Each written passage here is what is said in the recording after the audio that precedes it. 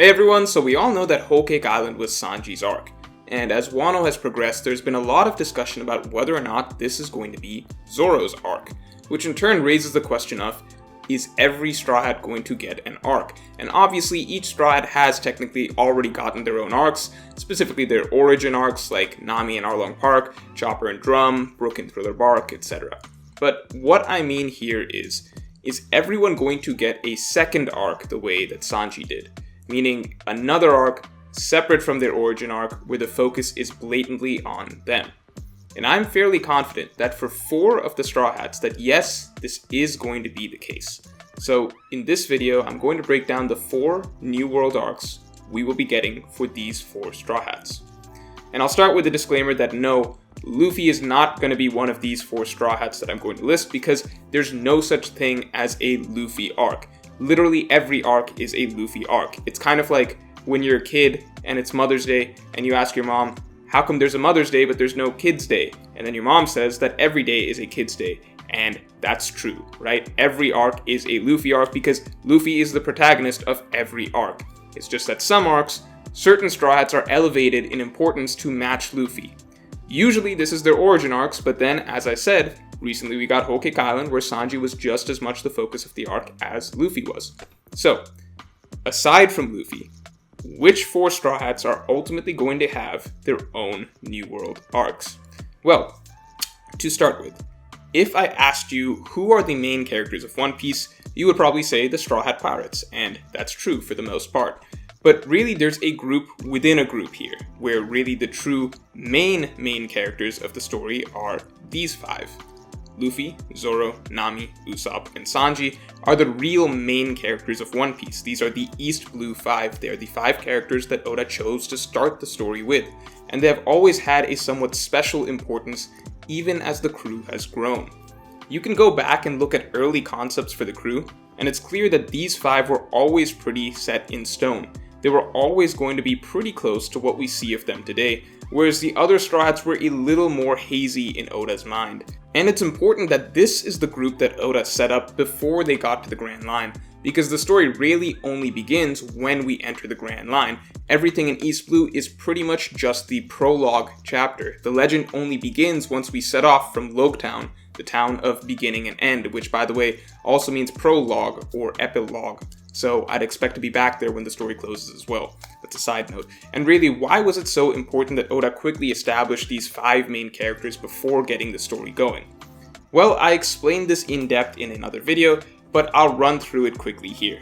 Alright, so Luffy is the main character, this is his story, and if we were to list his main traits, it would be something like, strong fighter, extremely strong-willed, great leader, but then also reckless and impulsive and stupid and helpless in many ways, and then also fun-loving and goofy and adventurous, and a food-obsessed glutton.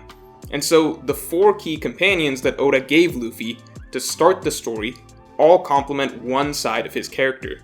Zoro is Luffy's trusted second in combat. He's the similarly strong-willed, highly driven right-hand man, and he's the first mate who's going to hold Luffy to a certain standard as a leader.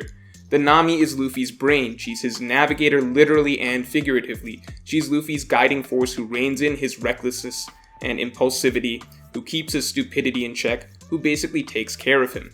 Then Usopp is the best friend who Luffy can have fun with, who he can goof around with, who shares that childlike love of adventure, even if he's not as brave as Luffy. And finally, Sanji is the guy that Luffy is constantly yelling for the most, as he's the one who feeds Luffy. I will add that with Sanji, at least in the Baratie arc, it seemed like Oda was also setting Sanji up to complement Luffy's big dreamer side as well, as throughout that arc, Oda was really playing up the connection they made with each other over being big dreamers who are both chasing after something that many believe doesn't exist. So I think Sanji was meant initially to also fit into that big dreamer side of Luffy as well, but I do think that has fallen to the wayside a little bit as the story progressed. But I'm not going to get any more in-depth into this. I just recommend you watch the video on creating the crew that I made earlier. I'll put the link in the description below for a more detailed explanation. But anyway, Luffy is the main character, and these are his 4 pillars. They're the ones Oda always seemed to have had in mind. They're the ones Oda quickly established as the foundation of the story before really getting it started in the Grand Line. As the story goes on, we get all sorts of wacky additions to the crew, like a talking reindeer, a cyborg, a talking skeleton, and so on. But the core of the story is these 5 young adults of very similar age, all setting off from the same sea out into the great unknown. And really you can see that throughout the story, especially in the New World, now that the cast of characters is pretty packed. Luffy is a given, of course, but with the other East Blue 4, you can notice that Oda does give them more dialogue than the other Straw Hats, and it's very rare for there to be arcs where the East Blue 4 don't get their own storylines, whereas with the other Straw Hats, it varies more. Like, Brook was really big in Whole Cake Island, but Nami was also really big in Whole Cake Island, and she was big in Zoe, and she was big in Punk Hazard, and she was big in Fishman Island. So those 4 are just generally more consistently at the forefront of the story. And so keeping in mind that all the Straw Hats are main characters, but Zoro, Nami, Usopp, and Sanji are the main characters within the main characters, they are of course the 4 Straw Hats who I expect are going to be getting their own arcs in the New World. And that is not to say that the other Straw Hats are not going to get their own big moments. In fact, I do want to do a separate video in the future on the big moments that each Straw Hat seems to be set up to get by the end of the story. But in terms of getting a full arc, I think it is only going to be those 4. Now, to start with, why do I think this? Well, obviously it starts with the fact that Sanji got Whole Cake Island. Now, maybe this was just a one-off arbitrary decision by Oda. Maybe he just picked a member of the Straw Hats and said, hey, I want to do an arc focused on this guy. I think that'd be a little weird, but sure, it's possible. But then I look at the story arcs that we can expect are going to happen. One island I think we can pencil in with absolute certainty is Elbaf. This is an island that was made clear pretty much from Little Garden that we were definitely going to go there. It was one of the first destinations that we were set on from the start of the story. And since then, we've only heard more and more about it. We're getting more build-up for the island, more context, more history, more question marks popping up about the place. I can't imagine us not going there. And most importantly, of course, is because of what this location means for Usopp. Elbaf's giants represent everything that Usopp dreams of becoming. He views it as a necessary destination for his personal journey, and really that makes it a necessary storyline for his character. I think it is a no-brainer to say that when we get to Elbaf, it will be a heavily Usopp-centric arc. He pretty much claimed it as his arc from the first time that we heard about it.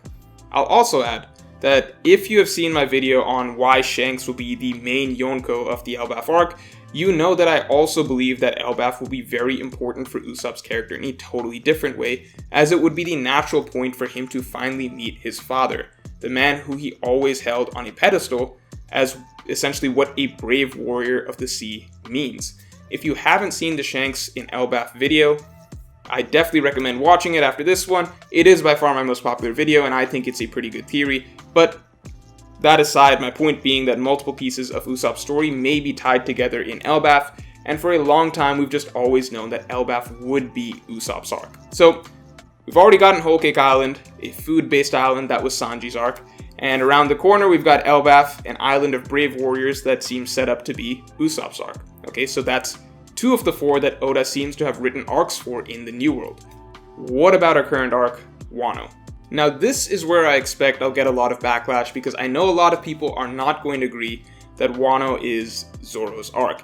And at this moment in time, as of chapter 982, I would agree that I have not yet seen enough to say that this is his arc. However, let me put some things into perspective. First of all, going into this arc, we had just gotten the food-based island as Sanji's arc. We know that the island of brave warriors is set up to be Usopp's arc. So then looking at the island of swordsmen, it's kind of like, if there's going to be a Zoro arc, then it is probably very likely to be this one. Not to mention that going into the arc, Zoro was the Straw Hat who already had an established prior connection to Wano, literally carrying around the national treasure of Wano after he won it from Ryuma. So, already going into Wano, I think most people would have bet that this isn't going to be, just another arc for Zoro.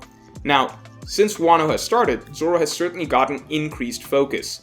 In fact, Act 1 of Wano was pretty much the Luffy and Zoro show. Then in Act 2, there were lots of brief storylines that would come and go, like the Shogun's Palace mission, the Soba Mask fight, the bathhouse stuff, Law getting captured, Kinemon and Ashura Doji, etc. but the only two long-running, continuous storylines going throughout Act 2 were Luffy and Zoro's. Luffy was in the prison mine the entire time, while Zoro had an extended solo adventure hunting for Shusui, meeting Komurasaki, and ultimately exchanging swords for Enma. Now with the start of Act 3, again it's Luffy and Zoro going on ahead and getting the focus, just now with the addition of Kid. So all of that is to say that yes, you can look at each act, Act 1, Act 2, and Act 3, and see that so far Zoro is clearly getting more focus than the rest of the Straw Hats. Is that enough to say that this is his arc? Not yet. This obviously isn't close to as dramatic of a focus as we got on Sanji in Whole Cake Island. However, I don't think we've actually scratched the surface yet of what this arc is going to be about for Zoro, because I think there is clearly a lot of setup so far that suggests that as the arc progresses, this is going to turn into a really substantial storyline for him, and so far we've just been kind of getting the foundation for that. So why do I say this? Well, to start with, this is the first time that Oda has planted a really personal vendetta and goal for Zoro from early on in an arc, something that actually makes him angry and motivates him personally outside of what the rest of the crew is experiencing. For Straw Hats in general, that is actually pretty rare outside of their origin arcs, but on top of that, Zoro is also being written with a blatant love interest for the first time ever, which, last time that happened, it was that character's arc. So those two things alone are big anomalies that suggest that Oda has a bigger story than usual planned out for Zoro this arc. But then on top of that is a lot of this legacy stuff that is starting to take shape. Apparently Zoro is a Shimotsuki, and if he's a Shimotsuki, are we going to be getting another backstory? Not that I want one, to be honest, but again, Straw Hats only really get backstories when it's their arcs, so if Zoro is going to be getting another backstory because he's a Shimotsuki, then that suggests a lot for what this arc means for his character. Not to mention the Ryuma ties, the legend of the sword god, the fact that Zoro fought Ryuma, walked into Wano with his sword, and the fact that his character is literally based off of Ryuma from Oda's one-shot Monsters. And then lastly, the Oden connection. In my Oden video, I talked a lot about how Oden has strong parallels to both Luffy and Zoro. Oden's entire story, which could be summed up as him taking on a great deal of suffering alone so that others wouldn't have to, that's basically the nothing happened moment in a nutshell. So that parallel is already there, but now we have Zoro literally taking up Oden's sword and setting out to master it, which suggests to me that the story of Oden is going to be important for Zoro in some way as Wano progresses. So there are actually a lot of pieces here that seem set to turn this into a really major storyline for Zoro. Now, the big pushback here is probably that even if it turns into a really major storyline for Zoro, Wano as a whole has so much stuff going on in general with so many characters and plot threads that it's hard to imagine this whole thing turning into a Zoro-centric storyline. I think the answer is somewhere down the middle. I think Wano is shaping up to be such a big arc that no, it's not going to turn into the Zoro show, but there is room for a large enough storyline for Zoro within this that we could come away from it feeling that, yes, this was his arc just as much as it was maybe Kid's arc, for example. Basically, if we compare Zoro in Wano to Sanji in Whole Cake Island, Zoro is probably going to get a smaller percentage of the pie proportionally in Wano, but it's going to be a much bigger pie overall, so it will still end up feeling like we got that Zoro arc in the New World by the end of this. And not to mention, I still expect all of these Straw Hats to get focus and big fights and big moments and development in Wano. The same way in Whole Cake Island, Brook, Nami, and Jinbei all got major shine despite Sanji being the main focus of that arc. So all that being said, we got Whole Cake Island for Sanji, Wano is shaping up to be for Zoro, and we can confidently say that Elbaf is for Usopp, so what islands do we have left that we know we're going to? I know you can throw stuff out like God Valley, and Lodestar Island or Marijoa, and yeah, I'd say any of those are good possibilities, but where do we really know for sure that we have to go no matter what? Raftel. And this is definitely set up to be Nami's arc. Now, it's easy to miss the hints for this because conversation about Raftel surprisingly doesn't come up too often in the story, which is weird considering this is a story where the main mission is literally to get to Raftel. However, each time getting to Raftel has come up, the conversation has been directed specifically towards Nami. The first time was with Crocus, where he broke down the challenges she would face as a navigator to travel across the Grand Line and ultimately take the crew to Raftel.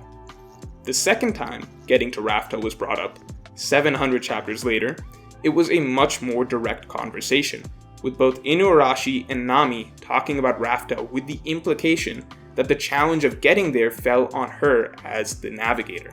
So, similar to how mentions of Elbaf seem to be tied to Usopp, mentions of Raftel have been somewhat more subtly tied to Nami so far.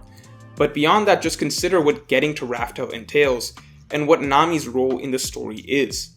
Nami is the treasure-obsessed navigator of the crew. Raftel holds the world's ultimate treasure, and it's an island that no one has been able to navigate to. Raftel is the ultimate treasure hunt, and really a lot of this goes back to the Skypiea arc.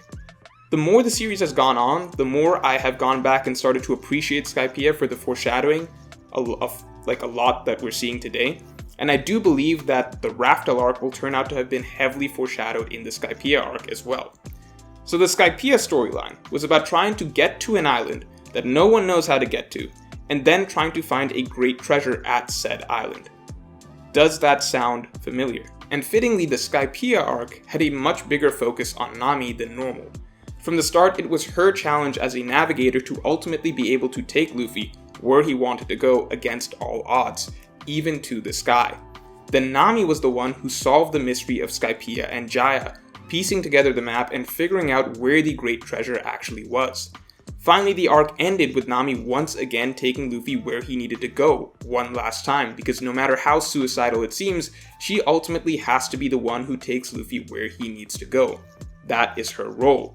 And after that arc, the real meaning of her responsibility to Luffy as a navigator was permanently cemented.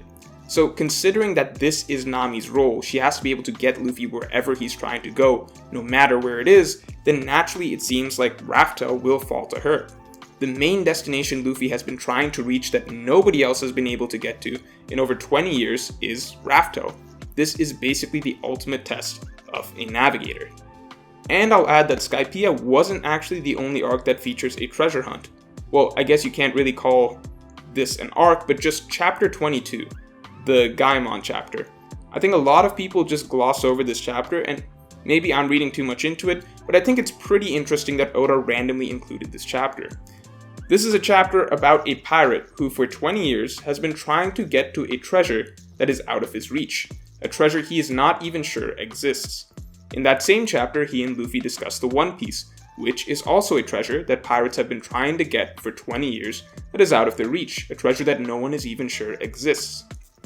I recommend going back to read that chapter with everything we know today. I think there's a lot of weird parallels you can see, and I think there's a lot of wild extrapolations you could make from the fact that Gaimon's treasure turns out to be empty. But ignoring all that, I just think it's interesting that, again, the only other point in the series where we have a serious focus on finding a treasure, it was a Luffy-Nami adventure. Zoro stayed in the boat. So basically what I'm saying is, Sanji got Whole Cake Island, Zoro is getting Wano right now, Usopp will get Elbaf, and Nami will get Raftel. And one last interesting thing I noticed is that, assuming I got this right, then Oda actually introduced each of these islands in reverse order. He had Crocus tell Nami about Raftel first, as the very first destination we heard about in the Grand Line. Then shortly afterwards, he had Broggy tell Usopp about Elbaf. Then in Thriller Bark, Zoro fought a samurai from Wano. And finally, Whole Cake Island we heard about only when we finally got to the New World, though no connection for Sanji was really dropped there. So it's just interesting to me that for their 4 arcs, the earlier Oda mentioned the arc, the later on in the story we got it.